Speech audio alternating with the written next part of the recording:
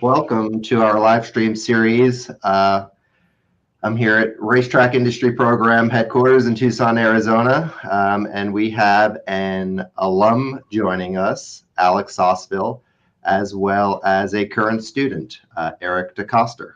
Welcome, gentlemen. Thank you. It's a pleasure to be here. Happy to be here. It's wonderful. Thank you. Thank you. So where are you? Where are you, Alex? Where are you right now? So currently I'm up on the 5th floor of a side office at Colonial Downs, a place I worked for the last 2 summers, and I have a little time to come visit everybody. So they were more than generous to help me find a room to record. Excellent. Was that part of a Racetrack Industry Program internship, or how did you end up spending your summers there?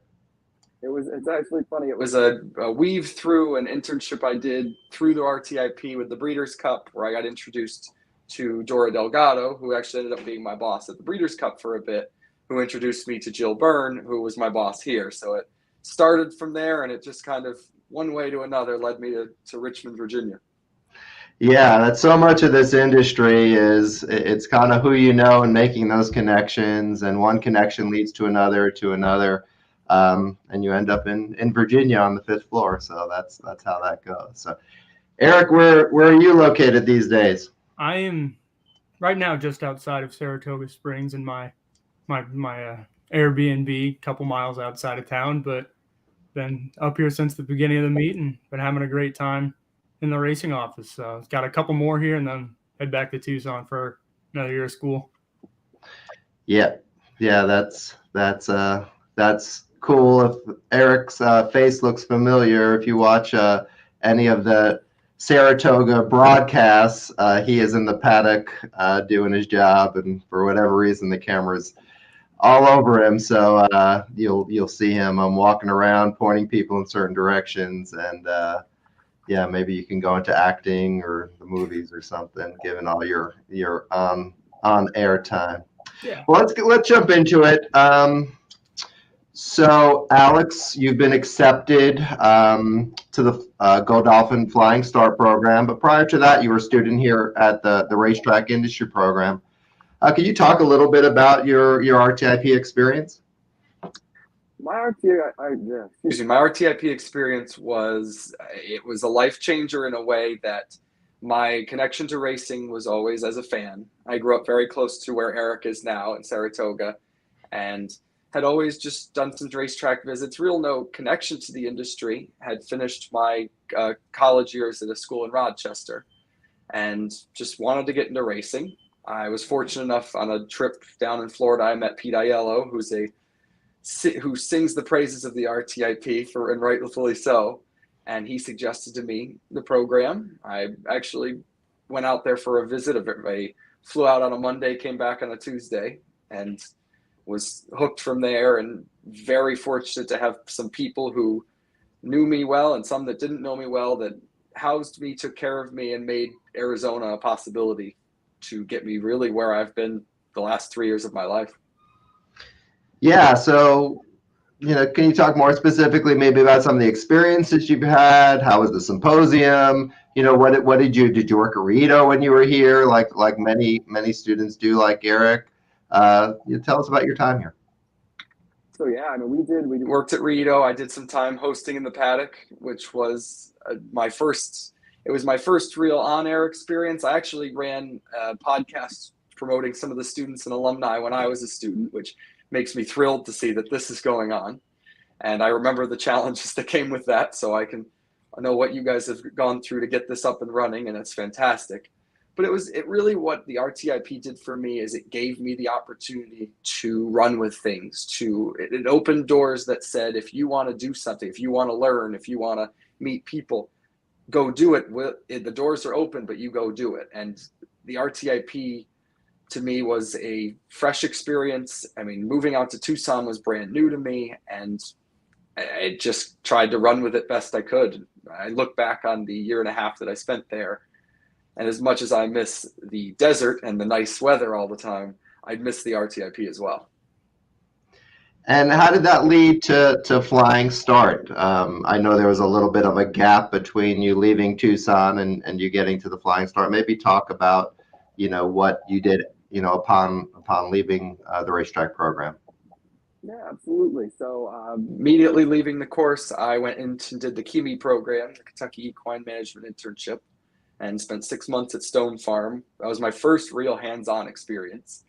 And then after that, came down to Colonial.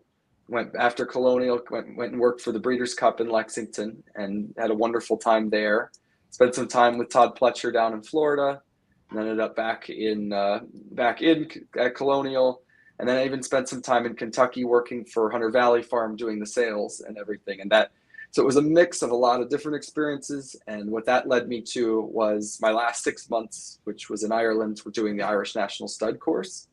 So I spent January through July working in all aspects of the breeding farm and there and doing industry visits. And the wonderful people at the INS who really made it a really great first international experience. And fortunately enough, it has worked out where through a lot of work and a lot of different places I've traveled, I've been fortunate to be accepted onto the course. Eric, do you have any questions for Alex? Yeah, I think the biggest one is, you've already done quite a few things, and it's in a lot of different sub facets of the racing industries. How much of that was kind of, that versatility almost cultivated through the RTIP and the different classes that are offered? Well, absolutely it was. The biggest thing for me being, and I would say this again, being new, somewhat newer to the industry at the time, was it opened my eyes a bit. I mean, it opened my eyes in the fact that how widespread the industry was. It opened my eyes in what different parts people work in. It even opened my eyes in the different disciplines and the various things that you see people doing with horses. I mean, I learned so much about the horse industry as much as the racing industry going to Arizona. And then being in Arizona and learning, okay, well, this skill is important and this skill is important. And some of it was planned. Some of it just worked out where I ended up working in some of these places. But I mean, my mind, you go in thinking you know a certain amount. I'm not saying I went in thinking I knew a ton about the industry, but the amount, as broad as it was, it really changed through my semesters in Arizona. And obviously getting to where I am now and seeing much more of the industry on a global scale, I mean, that's kind of where it stemmed from. Yeah, I definitely have kind of picked up some of those things as well, just in my few years here so far. Is you're right, you go in with a certain knowledge base and then it just grows, and that also kind of translates into what you think you might want to do in the future. Just it opens up a lot of doors, really. Yeah, so talk about Ireland. Speaking about opening up doors, I mean, what was that like for those of us here that are stuck stateside? What was that experience like? It just seems like an amazing time to me to be able to have that opportunity. It was wonderful. It was a big change at first, especially because it was my first time. Like, I had never done a vacation or anything overseas or anything other than drive to Canada, which is 2 hours from home. So to fly to Ireland and I mean, to be on the stud, first off, the big thing with the Irish National Stud, you live with, it's you and 29 other students from around the world. So we had people from New Zealand, Australia, France, I mean, just all these different countries coming to do this course for 6 months. So you not only learn how to be or work with people that are in different parts of the industry, different worlds of the industry, you also live with them in the same building. So that is a real learning experience, but it was wonderful. I've made some great connections, great friends out of the course while getting the hands-on experience and an understanding of the industry in that way. I mean, I've been fortunate. I've spent a lot of time studying the industry on a global scale before I went as a preparation, but I learned more in the 6 months than I learned in any of that time. I mean, it really was, it was eye-opening from that fact. And then there's even things that you just learn from people who have done things differently than you. I mean, so many different things that in America we don't do, whether it's how you handle a horse, what equipment you use, or even to an extent, some of the words you use, because my American lingo was a little different and it took some time to understand some of the words, but it was wonderful. And I'm fortunate I get to go back as a part of the Flying Start. So we'll be back there in a couple weeks, and she get to do it all over again a bit. Yeah, so to move into Flying Start a little bit, so 12 people get accepted annually, correct? And you were the only one from the U.S. In your class, correct? I am. That's pretty impressive, man. I mean, that's amazing. I mean, you should be very proud of yourself and your accomplishments just to be accepted. Not only the experience you're going to have, right, which is also going to be amazing, but just the fact to get to this point and everything and the hard work you've put in. It seems to me a little bit, you might have taken a little bit of a step back to get that hands-on experience, whether it was at Chemi or with Todd or with other people, but it's paid off, right? That you just didn't jump into, something. You really took extra time to work with horses and get that hands-on experience. Was that by design? A little bit. I mean, well, first off, the big thing of it is I'm very fortunate that I've had the people around me. I mean, and it starts from the RTIP. I mean, the idea of even applying for the Flying Start came about 3 years when was it 3-4 years ago when I was a student, and I was editing the podcast one night, and Zach Taylor, another graduate, came in and he just said, "Have you heard of this program? I think it'd be great for you. What do you think?" And at the time I had never worked hands-on with a horse. I was still fresh at the program, and I was like, "Oh, I mean, it's amazing." But I talked to some people and kind of got an idea of what I needed to do, and I just said, if I'm going to give this a shot, I'm going to give it everything I had. And I worked hard for it, but even along the way, there are countless people who I could just go naming a list of them that did so much for me to either prepare me for it, that either took me in when I was living places or gave me riding lessons, or, I mean, there's just, it's amazing when you just kind of put yourself out there and you go, and the amount of people who help you. I mean, and that's kind of been the MO of the whole process of it. And one of the most exciting parts of it, I mean, it's amazing and an exciting moment to get on the course. But when I got on the course, you get a phone call, and I was outside our kitchen at the INS, and my roommate gave me a thumbs up and down out the window, like yes or no. And I gave him the thumbs up, and everybody in the kitchen started cheering. And that will be the moment I will remember forever about it. I mean, it's that they were so excited for me and everything. So I will admit it was a lot of work, and it was a lot of preparation, and it was worth every second of it. But the people around it made it even more special. Eric, do you have anything to add? Yeah, I was just curious. From people I know that have gone through Flying Start already, I know that the application process can be somewhat rigorous. So can you kind of speak to that and your experience going through that? Yeah, absolutely. So there's a lot to it, but it's not as bad if you kind of just cut things up and you go through it. Obviously, it was something that I had been preparing for, so I was a little ready for it when it came.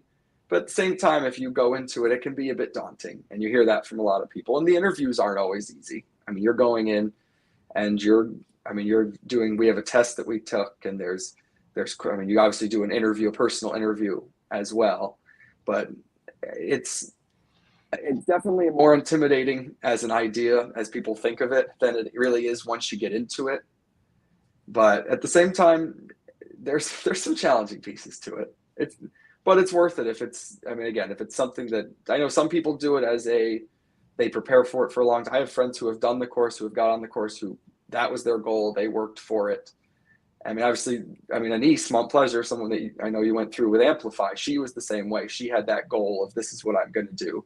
And she didn't. I have some friends that just said, oh, this would be, let me apply for this while they were working in the industry, and they got on. So it varies based on what level you are, what your situation was at the time. But if anybody's thinking of applying or that, do not be scared away by the application process.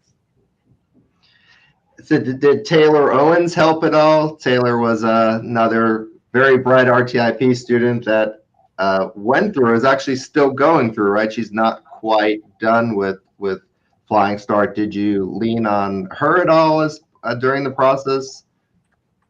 So Taylor and I were fortunate enough to be students together at the RTIP, and it was amazing because I know because we were around the same time. I had moved to Arizona, and she had moved from God knows where. I know she's lived in more places than you could even count.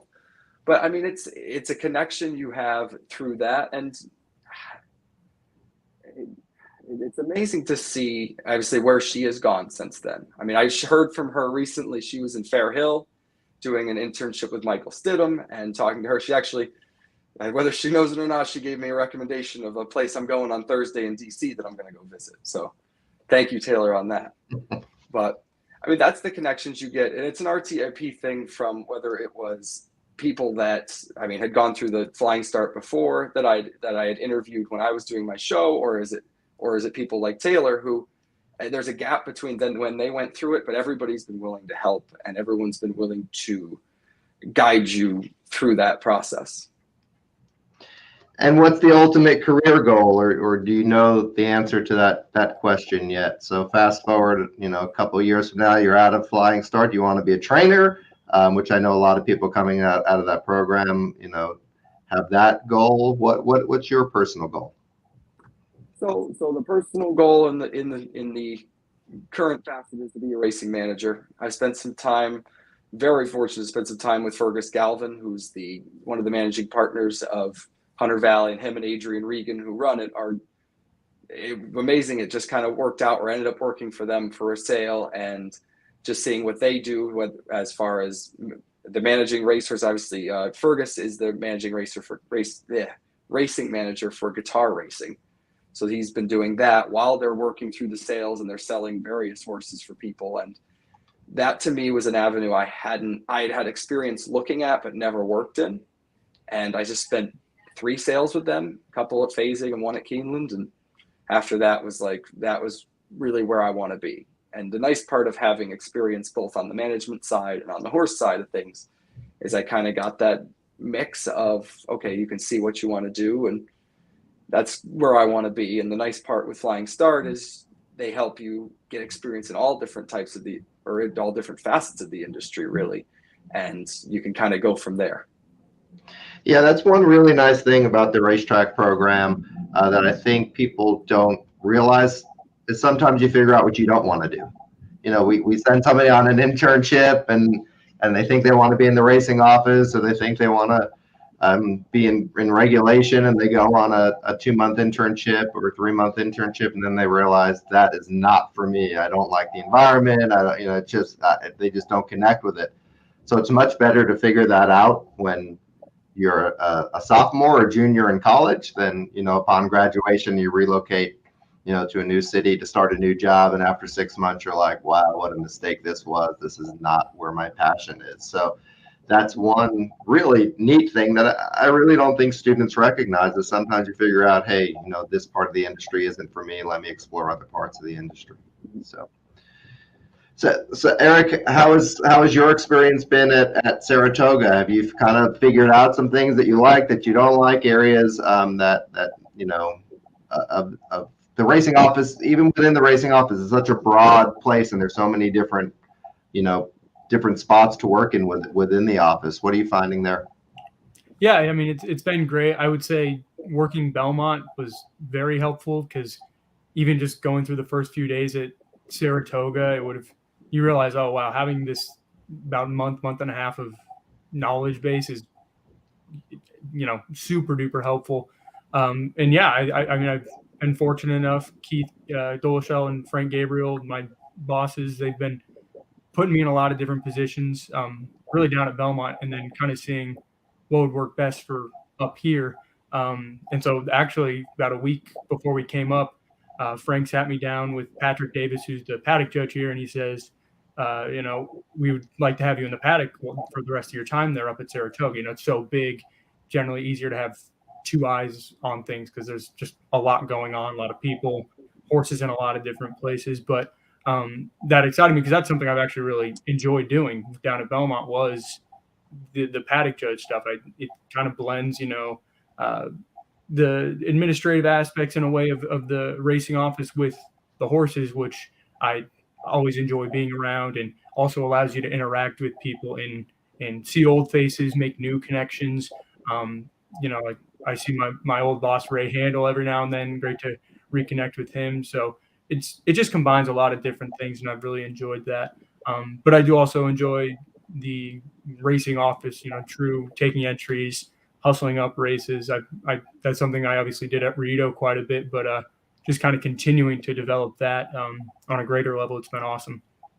So at Rito, they let you write the book. Are they letting you do that at Saratoga as well? Or yeah, not quite there yet, unfortunately. It's definitely it's kind of funny. It's kind of weird to be taking a step back in that sense, but it is kind of weird being further away from that and having obviously a vested interest, but the pressure is not on me. So that's nice. But it's also allowed me to work on different things in terms of because when last half of Rito, when I written the book, it was a lot of like, all right, let's get these races filled, like just get them going, all those good stuff. But here it's more just like working on my skills, like working on, okay, what can we promote within this race to maybe get that extra horse in, or even placing races within a card. I've talked to Keith about that a little bit, just like what works and what doesn't. Why are we putting this race there? Things like that, stuff I didn't do at Rito. So it's been good to gain these experiences. Yeah, you didn't have to worry about placing turf races at Rito. I could tell you that much. But at Saratoga, that's probably a little bit of a challenge. You don't want to put turf races back to back and whatnot. So. Mm-hmm. So let's talk about kind of where we're going from here. So, Alex, kind of, do you know yet kind of what the next couple of years looks like? Do they give you an itinerary that you're going to be in Ireland for this long and then France? And can you kind of take us through what your passport will look like maybe in a couple of years? Well, it's funny actually to refer to the RTIP connection. So I'm home for about a month between the Irish National Stud and the Flying Start, and I spent was it like last week? I drove up to North Dakota and went to the opening day at the North Dakota Horse Park. One of the guys I graduated with, Hugh Drexler, it was his first day as the GM up there. So I went and drove up to see him, and then Zach Taylor flew in, and all three of us, we haven't seen each other together since we graduated, and that was like our reunion. We went and saw him. So that was currently where I've been going.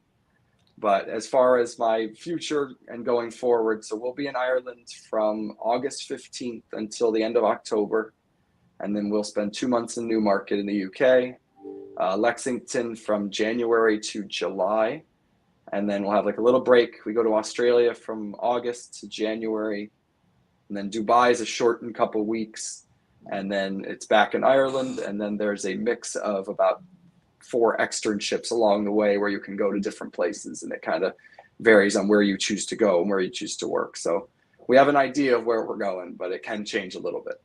Well, I hope they let you keep your frequent flyer miles, because that sounds sure like you'll be earning a whole bunch of miles. That's pretty amazing, and what a whirlwind trip and fun you're going to have kind of, all along the way. I'm sure it's hard work, but it definitely sounds rewarding. Eric, how about you? What does your next year look like? Well, I'm finally gotten through some of all of the necessary classes, but now we're getting into the nitty gritty, of the coursework in terms of the program. So I'm really excited for that. This will be like the first real normal year I've gotten to experience in Tucson with COVID and all. So I'm very excited about that, and just hopefully keep making connections. I'm already excited for a symposium. I'm excited for Rito next spring, getting to do more there. So just keep making as many connections as I can, keep working and growing my network base and my skills within the industry, and we'll see where it leads from there. Yeah, one thing we're trying to do at this year's symposium, and Alex, it doesn't sound like you'll be able to join us given your travels, but we're trying to bring all of the alums back together. So Wendy Davis is helping me put together an event at the Mountain Oyster Club during the symposium. Alums are free at this year's symposium, so there's no registration fee. And I don't know how many we'll get, but we've talked to the program coordinators back from the very beginning, and we're hoping to get Gary Amundsen, who was like the first program RTIP coordinator. Through Lonnie Powell, you can go down the list to Wendy, of course, and we're just trying to get as many alums together as possible. I don't know if it's going to be 50 or 75 or whatnot, but reach out to your friends, tell them to come out to Tucson December 5th through 7th, because it's going to be a fun time for alums. I'm trying to get some little secret surprises thrown in there as well. Some extra special things for our RTIP family. So I think that would be pretty cool. Oh, and see, now I'm obviously excited, but now I get to miss that. Zach's gonna be all over me for missing that. Yeah, so we'll do it again, obviously, but we're trying to really have kind of a big kind of blowout kind of a thing. So speaking of the symposium, we're really trying to put together an amazing program. Eric's actually going to be working with us for the exhibitors and the sponsors, and helping us out with pulling that all together. So I think that'll be great practical experience for you, Eric. And one panel that I think we've pulled together is kind of a legendary announcer panel, which is going to be moderated by your friend Pete Aiello. And it's going to include Dave Johnson, legendary announcer, Tom Durkin, legendary announcer, and Trevor Denman, legendary announcer. So I think that's going to be a pretty neat kind of walk back in time, and those guys probably have 100 years of announcing experience, pulled together on their resumes. So I think that would be a pretty neat session for folks to listen into. Absolutely. Yeah, that'll be awesome. Yeah. I know, Eric, you had mentioned that you were looking forward to that one. Oh, yeah. It's definitely, I mean, there's going to be a lot of good talk, obviously, continuing the highs of stuff from last year, which I know most people kind of dread it, but I'm excited for that. But that'll definitely be the highlight, is seeing all those guys in one room and sharing stories about, those 3-4 guys alone have seen basically every big race in the last 50 years and put their voice to it. So it's going to be incredible, no doubt. Symposium is one of the biggest perks that you get as a part of the RTIP, and it's again, to mention that same opportunity that if you are willing to go for something and do it, I mean, the amount of people you can meet, the amount of things you can learn from the symposium, I remember I was fortunate enough to get 2 of them. I remember my first one and looking at I can't even remember how many people were there, but all these industry people around you, and you're like a kid in a candy store almost. And did you participate in the mentor lunches? That's another nice opportunity where you get to sit down one-on-one with somebody in the industry. Yeah, I mean, it was a really nice. I'm trying to remember when they said that started too, because that was such a great idea to be able to do that and to get that one-on-one with someone. I mean, you can get into conversations with people, but it's not always a situation where, I mean, a lot of people come there with business on their mind. They have people they're meeting and stuff like that. So it kind of separates that time for you to say, all right, well, I might get to at least introduce myself. And you try to introduce yourself to people throughout the time, but you get that time to really have that conversation, ask the questions that you wouldn't get to ask on just a outside walking by basis. Yeah. I mean, that for me, that's the only reason I'm here right now. Is last symposium, I went up to Keith Doleshell and said, I'm really interested in trying this racing office thing out and seeing if you guys have an opening. And sure enough, here I am 8 months later and having a great time and developing a good, professional relationship with him, and everyone else in that office has been absolutely outstanding. Mm-hmm. Well, thank you both for joining us. This was a great conversation. Alex, I know I speak for Eric here as well. Good luck, safe travels. Really enjoy this adventure. Make sure to keep a diary or a journal or something, so you just write down those memories, because there'll be so many of them. So thank you for joining us, and take care, okay? Well, thank you, and thank you guys for having me. And Eric, I still remember the day you came to visit the RTIP, and it's amazing to see what you've done so far. So you keep it Thank up. you. Yeah, it's crazy. Amazing. Thank you, man. I really appreciate it. Yeah, it's crazy to think it was probably 4 or 5 years ago now, and here you are going off the Flying Start, and we're it's great. It's awesome. It's just awesome. It's really cool. All right. Take care. All right, guys. Bye-bye.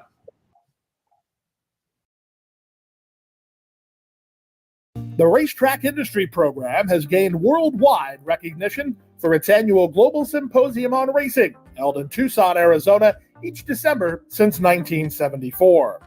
The symposium attracts attendees representing horse racing and racino interests from all across the country and internationally. Topics presented during the symposium include issues and trends of importance to the parimutuel racing industry, such as simulcasting, account wagering, marketing, track safety, track operations, regulation, new technology, and thoroughbred aftercare. Symposium speakers and panel sessions represent a who's who of the racing industry, as well as outside experts. The broad cross-section of North American and international participants representing all parimutuel breeds makes the Global Symposium on Racing the largest racing industry conference in the world. For more information, visit www.racingsymposium.com.